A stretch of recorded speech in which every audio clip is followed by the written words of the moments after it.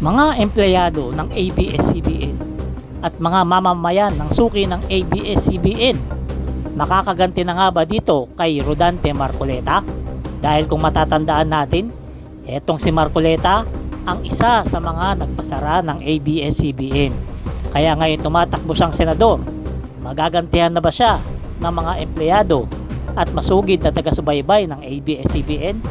Eto, pakinggan niyo ang speech ni Marcoleta. Baka sakaling kayo ay mabola. Rodante Marcoleta! Sa kapatangin siya ay nakilala, naglalaan ng kwento ng ebidensya, kanya pinili, makakabuti, para sa mas nagararami, katotohanan ang sinabi.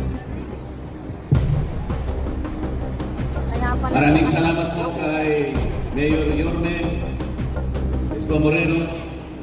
Maraming salamat po kay si Atienza, ang inyong susunod na Vice Mayor. Maraming salamat sa aking kaibigan, Congressman Amado Bagatsing, dahil po sa kanilang pakimbita sa akin upang makataupang palad ko po ang lahat ng mamamayan dito sa Maynila. Napakarami po palang tao ngayon. Ito po'y hindi ko makakalimutan sapagkat alam naman ninyo, mas maganda po yung nagkikita-kita kaysa dun sa kami po sa Kongreso, nagkikita-kita kami, ngunit nag-aaway-away lang kami.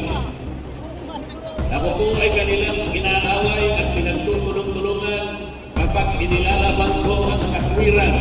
Hindi ko po maintindihan kung bakit gano'n ang ginagawa nila. Pati po yung kopya na kinakain ko, inaagaw ko po nila. Sabi ko, pupunta na lang ako sa Maynila, mabuti pag makita ko ang ating mga kababayan. Dito masaya. Parang may kwento ko sa kanila kung anong dapat natin gawin sa dami ng problema ng ating bansa. Napakarami po, kailangan natin tulungan ang ating namiminuno para sa ganun ang kahirapan sa bansa natin ay mabawasan man lang ang hindi tuluyang magalit na natin. Ano po ang unang-unang dapat natin gawin para magawa natin ito? Nagawa ko ng ibang bansa ito. Ang China, 800 milyon ang mahirap sa kanilang mamamayan. China, ngunit nagawa nilang mapag-graduate sa kahirapan ang kanilang mamamayang mahihirap sa loob ng 30 taon lamang, 30 years. Tayo po ang mahirap sa ating bansa, 30 milyon lang halos. Sa mga kwit, kung talagang gagawin lang, kung talagang ayusin lang natin ang problema, walang 2 taon dapat graduate na lahat sa kahirapan ng ating mga bayan. Ang unang-una po dapat natin gawin, ibaba natin ang presyo ng kuryente sa bansang ito. Yun po ang dapat natin gawin. Alam po ninyo, pag nagawa natin ito, maraming maihikayat na mga ngalakan, mga negosyante na at mga investor na pupunta sa ating bansa, magtatayo ng mga pagawaan, mga opisina, at mga kalakal ang maraming magagawa rito. Magkakaroon po ng maraming trabaho. Pag nagkaroon ng maraming trabaho, natural po giginhawa ang buhay ng ating mga mamamayan. Pagka maraming pabrika, maraming paggawa, maraming puhunan na papasok sa ating bansa, maraming kalakal ang magbago, maraming pagkain at magagawa, ang presyo ng pagkain bababa. Kailangan po natin ibaba ang presyo ng kuryente. Bakit po? Unang-una, ito po ang pangunahing layunin ng batas na ginawa ng Kongreso 23 taon na nakararaan. Ano po nakalagay doon? Letra por letra. Idulot mo ang kuryente sa mamamayang Pilipino sa abot-kayang halaga. Abot-kayang halaga po ba ang presyo ng kuryente ngayon sa ating bansa? O abot langit? Gusto mo ba niyong bumaba ang kuryente sa bansa? Mahina po yung sabat. Gusto niyo po ba talagang bumaba? Magagawa namin. Magagawa ko po. Pero hindi ko muna sasabihin kung paano ko gagawin. Nasa bagat, ayaw ko malaman ng kalaban ka mamaya makapaganda pa sila. Pero magagawa po natin. Pati po presyo ng petrolyo kinakailangan bumaba sapagkat dito nakadikit ang maraming bagay-bagay na pangunahing kailangan ng Pilipino na dapat bumaba.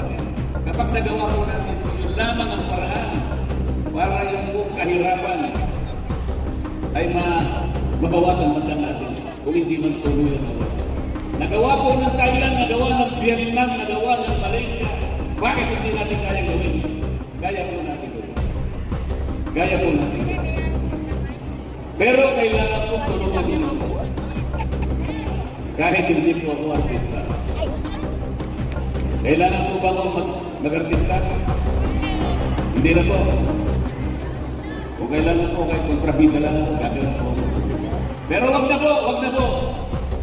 Walang nag-iisip kung paano ibaba ang kuryente sa ating bansa para hindi nila alam kung paano gagawin. Alam ko po kung paano ibaba. Isipin na lang nila. Pati ninakaw na kuryente, kayo nagbabayad. Alam niyo po ba yun?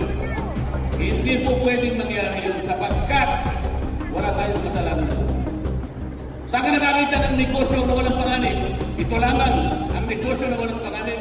Lahat ng kawalan, ninakaw na kuryente, nasira yung metro, hindi nakitala ng accountant, ng bookkeeper, sumabog ang nabalatan ng kuryente. Lahat ng kawalan sa kanila, ang magbabayad tayo lahat. Tama po ba yun o hindi? Tulungan po ninyo ako para magawa natin. Sasabihin, mag-iisip. Kaya gawin ang tao nito yung sinasabi niya.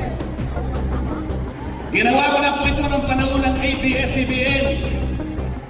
Marami pong pagkukulang, maraming pagkakasala sa Pilipino ng ABS-CBN. Hindi ko lang may kukwento lahat sa inyo.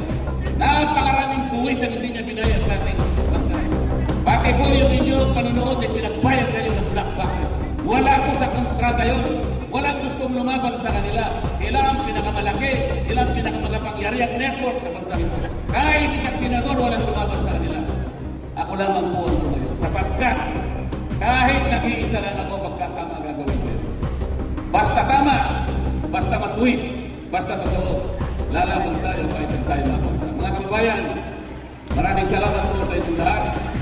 Sa pagkarangalan, sa pagpribilehyo ang makarating dito, makausap ko po ang makapal na tao, mamamayan ng Maynila.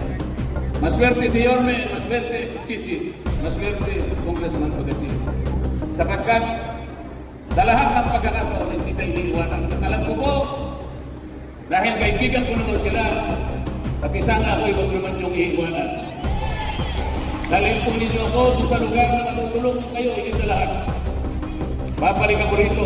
Sana po, hindi ko managilig natin lahat. Babalik ako rito sa Maynila. Isang ganap na senador ng Republika ng Pilipinas. Salamat po. Yan, nakita nyo? Iboboto nyo ba ang isang Rodante Marcoleta? Iboboto nyo ba siya para makaupo sa Senado? Kung ako sa inyo, wag nyo nang iboto to. Kasi ito, puro lang rin forma. So hanggang dito na lang. Salamat.